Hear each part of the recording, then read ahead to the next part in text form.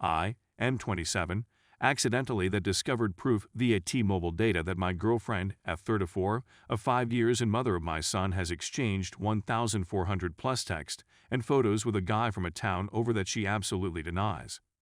I just found 1,400 plus messages, images, and calls made between her, girlfriends, phone and some guys, phone from the next town over, dating back little over a month from today. My T-Mobile account displays the kind of message, the number, and the date, but not the actual word or image content.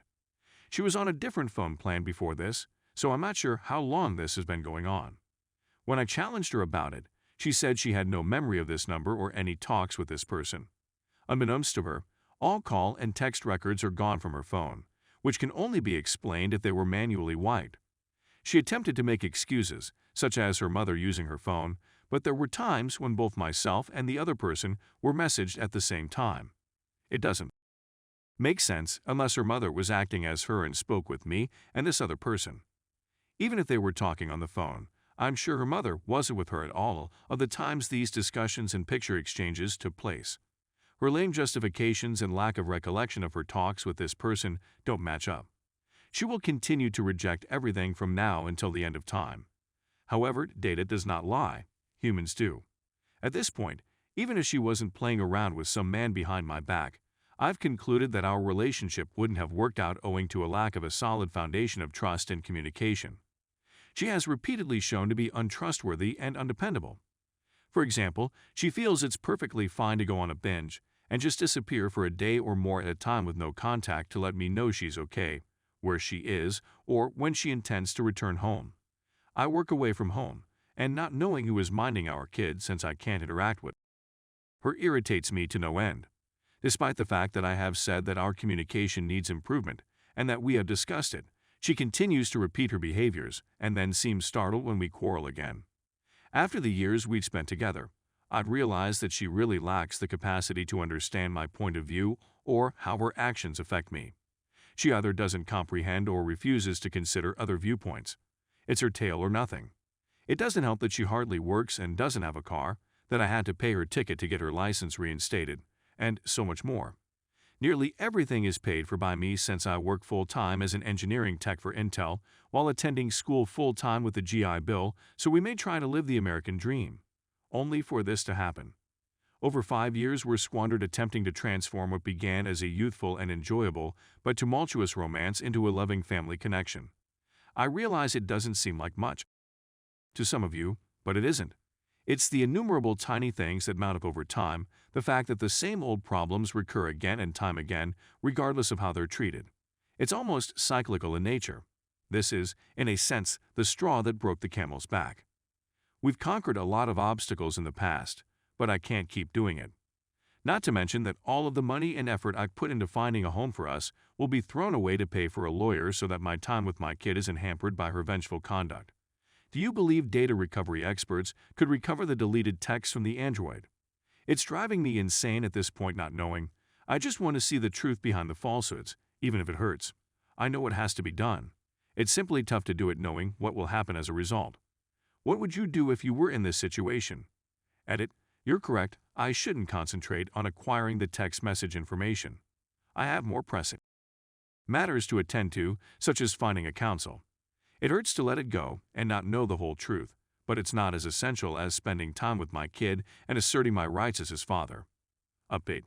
I identified several legal offices that I'll call when they open in the morning. The objective is to assess them all and choose the one I believe will be most suited for the case before moving ahead with the paperwork. The typical retainer charge in the region is between $5,000 and $10,000. How much of it will be spent on this saga is totally depending on how hard she fights me on it. My first objective is to achieve 50/50 since my present job and school schedule, which enables me to provide for my kid and pay expenses, will not allow me to care for him more often. My family is not in the neighborhood to assist with daycare, and I cannot afford to employ a full-time nanny. This problem is exacerbated by the fact that my workplace is around 300 miles distant from my house. I usually remain at work for 3 to 4 days before heading home. The other 3 or 4 days of the week, I am at home all day, and keeping an eye on him is easy enough. I'm looking at remote employment as a solution to this issue, but my talent requires me to be hands-on in the engineering lab, so this may not be practical update to my son as mine. A DNA test was performed a few years ago. Unfortunately, I've been advised that since the DNA was not done according to a court order, it will have to be done again, assuming we can't settle this problem in mediation before going to court. It's not a huge issue. It's reasonably priced and has a rapid turnaround time for results. Thank you to those who suggested that. I personally met several males who had the situation backfire on them, so fantastic advice. Update 3. I'm compelled to keep in touch with her since she's the only way I can keep in touch with my 2-year-old kid. Communication between parents is critical for our kid and will be seen positively in court if we do not reach an agreement via mediation.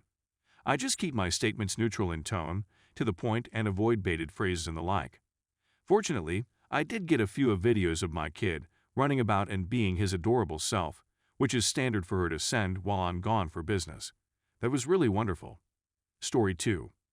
BF cheated on me throughout our whole relationship. So I, 22F, began dating my boyfriend, 22M, who was also my best buddy. I'd known him for years, and we got along so well that I assumed I knew him very well. We got together after I ended my relationship with my violent ex, and everything were perfect, until I discovered he had a hidden social media account where he role-played and sexted with a slew of others. This was still early on, and he didn't seem to think it was a huge problem, since he described it to me as a guilty pleasure. I was stunned and a little offended, so I told him I wasn't good with it, and he vowed to stop and remove everything. I discovered out he had restarted it a few months later, when we had our own apartment, barely a month or so after I initially found out. So he never quit, and he was having a more serious connection with one of the people he met on the site he was using. I was shocked and wanted to know why he continued doing it. He didn't explain. He disappeared for a few days, and when he returned, he stated he didn't want to try to make it work any longer, and we split up. It was a disaster. I also didn't have anybody else to discuss it with. So we're still living together, different rooms, and he's still in a relationship with the lady. He mentions her sometimes as if I should be glad for him, but I'm still grieving. We agreed we still wanted to stay in one other's life and attempt to be friends, but how lonely I feel sometimes hurts so much, particularly when he doesn't seem to be bothered by it. He stated something to the effect of, "You shouldn't have made me your whole universe." He continued promising me our future together and how his family would become our family, and even bought me a ring. What was I expected to believe? That it wasn't going to work out when he continued telling me the perfect lies that I totally believed at the time? He had every chance to declare he didn't want to be with her and could have done so a long time ago, but he didn't.